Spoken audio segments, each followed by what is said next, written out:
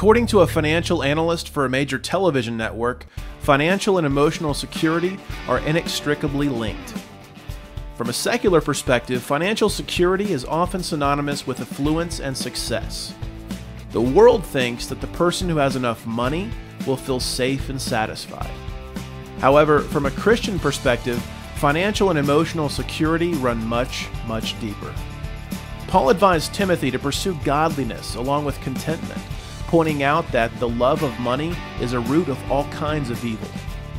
And Paul recognized what countless others have discovered. Either we will master our money, or it will master us. And furthermore, it is the financial freedom that comes with mastering our money rather than the actual amount of money that we have that serves as the link between financial security and emotional well-being. Mastering our money begins with discovering what the Bible says about financial management. Jesus talked about money and how to handle it more than any other single issue. Why? It's rather simple. Because where your treasure is, there your heart will be also. That's why.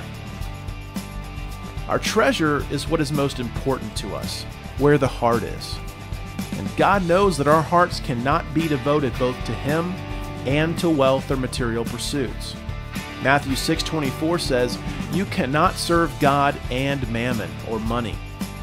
And Jesus didn't say it would be difficult to serve both. He said it would be impossible. Therefore, we cannot. We must choose. And when it comes to choosing our treasure, we really only have two options. Number one, we can store up treasure here on earth, or number two, we can store up treasure in heaven. Jesus obviously recommends the latter, and if we want to follow His advice, we must start by acknowledging God's ownership of everything that we have. And the bottom line is this: God owns it all. He owns everything. Now, what does that mean in practical terms? Well, first, it means that God has the right to take or to use whatever He wants, whenever He wants.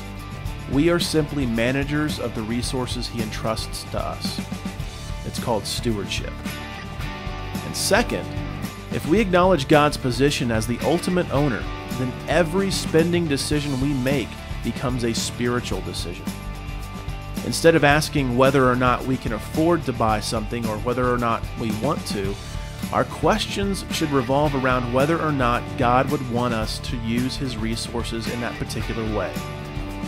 And finally, the tough one, the proof, as they say, is in the pudding.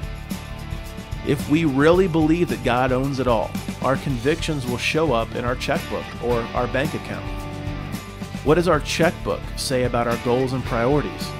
What does it say about who is really in charge?